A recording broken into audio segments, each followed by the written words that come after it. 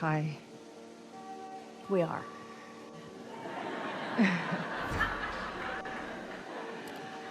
I've been listening to you for many years, but because of the place that I was in, I wasn't able to get it like I'm able to get it now.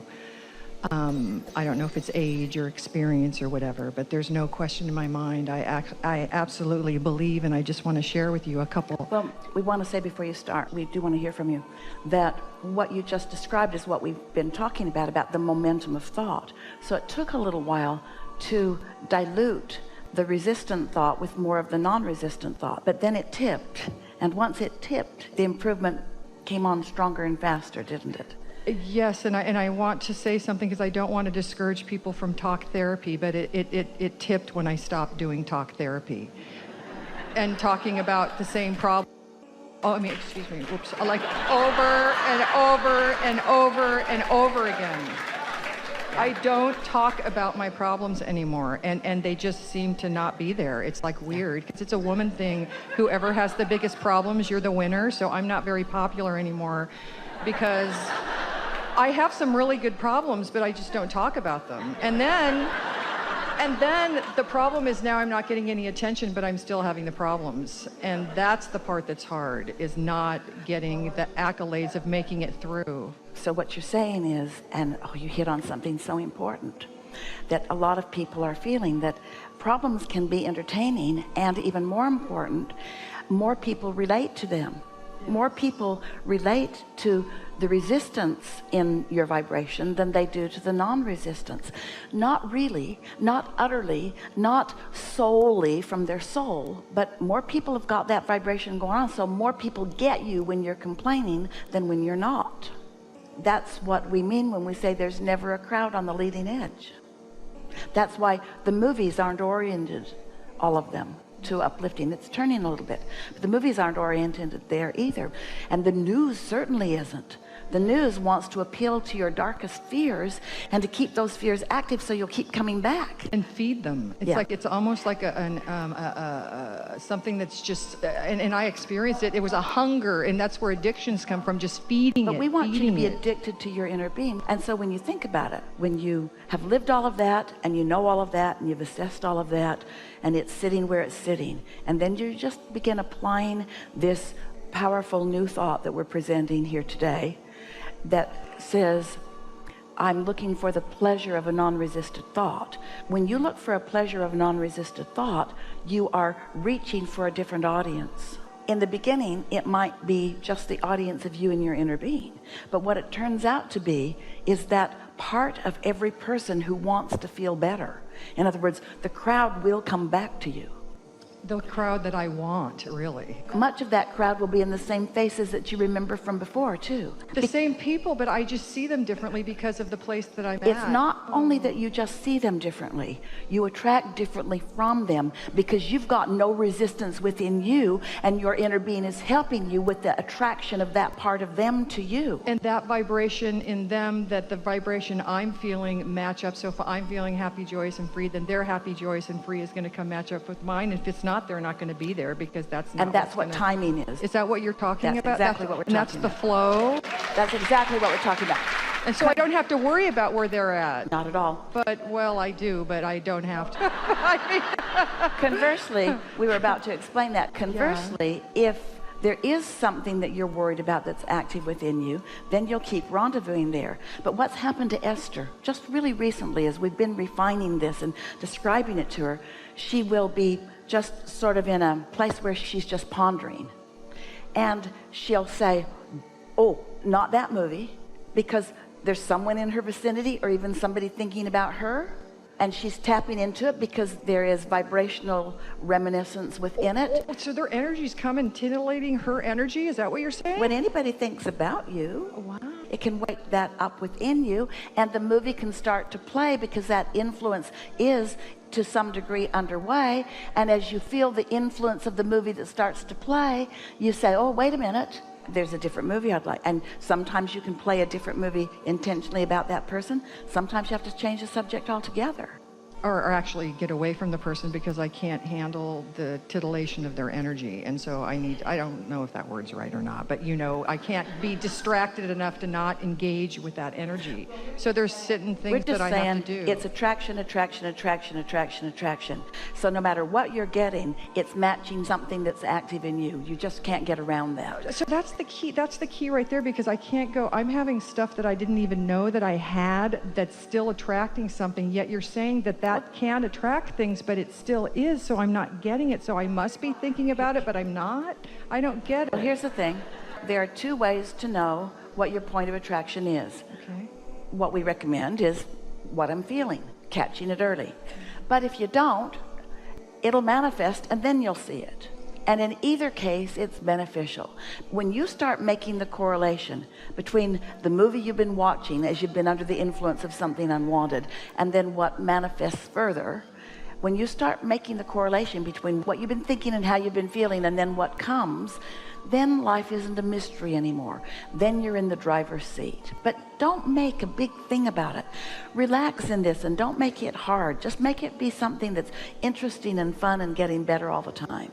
And that's why you emphasize, for people like me, how important the journey is, because for some reason, since I was born, it's like, okay, I'm here and I need to get there, and whatever, I don't know. Well, most people are a bit that way. But don't forget about this part. That's the most important part, because I never really do get there. You know why it's the most important part? Because it's the longest part. The journey is always the longest part. The journey is always the longest part. Think about any journey. Wasn't it longer than the destination? How long did it take you to cook Thanksgiving dinner, and how long did it take you to eat it? The journey is always the longest part. So most people are doing a bit of what you just described. They're looking forward to something, but not all that happy now. But when they get over there to where they think they'll feel happier, then they often do feel happier.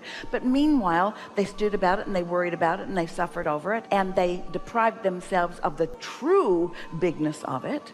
But when you start enjoying the journey, Esther started saying things, because she's on the road a lot, and she's on a lot of airplanes, and she's in a lot of hotels, and she's away from her family a lot, and she started saying things years ago, doesn't matter where I am as long as I'm having a good time wherever I am, and it doesn't matter what I'm eating as long as it tastes good. Imagine being at a wonderful restaurant eating beautiful food and lamenting the fact that you're not over there at that other beautiful restaurant. You don't usually do that. You usually savor what you're eating, don't you? That would be nice if I could do that with everything. Yes. Well, it really helps to know that there are some key things that we've been emphasizing. Satisfaction, and let's make that word even bigger. Satisfaction, which to some people means exaltation. Satisfaction could mean in God's graces. Satisfaction could mean fulfilling my life's purpose. Satisfaction can be a big old blossoming concept. Satisfaction, no matter how you're looking at it. I like what I'm licking right now. Satisfaction comes from only one place, and that's moving in the direction of a desire. Satisfaction doesn't come when you're moving away from it. So now we're back to what we were talking about earlier. Take some doing for some of you, because you've been trained by often well-meaning people who believed for themselves and for you that ultimate satisfaction, which is God's grace, comes from your sacrifice. You got to suffer and deprive. You got to have shortage consciousness, believe that the blessings are few, so don't take too many for yourself. Believe that the pie is little, and don't be greedy and take too much of it for yourself. It's an epidemic among people, well-meaning and maybe not so well-meaning, who want to control your behavior by the thing that's the easiest to control it by. We talked about that at the beginning of the conversation. If people are oriented that way, then it's easier to get your attention. But once you find your true power, and once you find your true satisfaction, and once it becomes consistently within you, then the world looks more beautiful, and you appreciate the contrast that it is, and you don't need to control anybody, and then you have a better relationship with everybody. When people around you understand that you don't need anything from them that is different than what they're offering, that you are picking and choosing from them by your attention to what feels good to you. You're not choosing a piece of them. You're just not choosing some pieces of them. So they don't ever feel any rejection, because you're not saying, I don't choose this about you. You just don't choose it. So you don't get it. Yeah, wow. It's just, I have 3 children in the picture that I'm getting, because I see things in pictures. Is my oldest when she was in college, and she called me up and she's sobbing, and I don't even have to go. All right, now that's a movie. That's a movie, and it's easy to keep replaying that movie. But how does that movie feel? Well, get up and walk out of that movie. Well, yeah, right. But what I'm saying is, so we know what you're saying. Stop it. The example before was that I sent her cards, spent that whole 2 weeks being out of my life, worrying about her. I called her up and I'm like, well, what's going on? She didn't even remember the event that I had been losing my life over for 2 weeks. That's an example. It's so good. And I was like, oh my God, I lost 2 weeks of my life and she doesn't even remember what Well, now that's a whole other movie. Stop that. That's right. Oh, isn't it? It's hysterical. So you caught a little glimpse of her movie. Yes. She moved on and you took it to full production. I was being a good mother, I thought, a good mom. And because you suffered and sacrificed, and she doesn't even remember, now you're writing a sequel to the movie.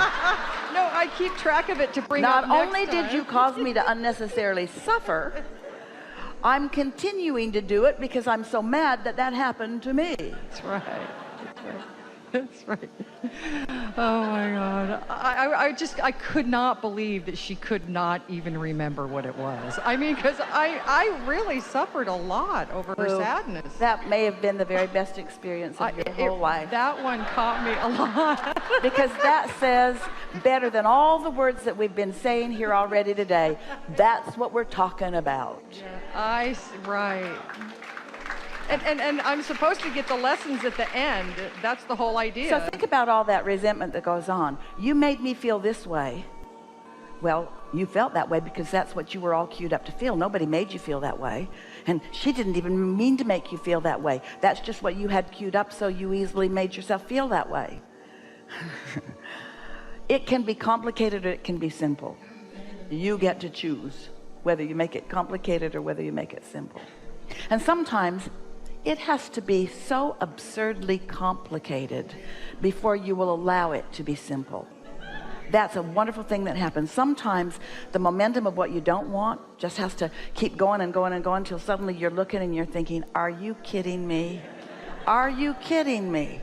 It started out here and now it's there. And then something about the absurdity of what you've allowed the momentum to come to causes you to launch an enormous rocket of desire, and then you sleep and you're in a more powerful place. Yeah. Really good. Enough? Really good.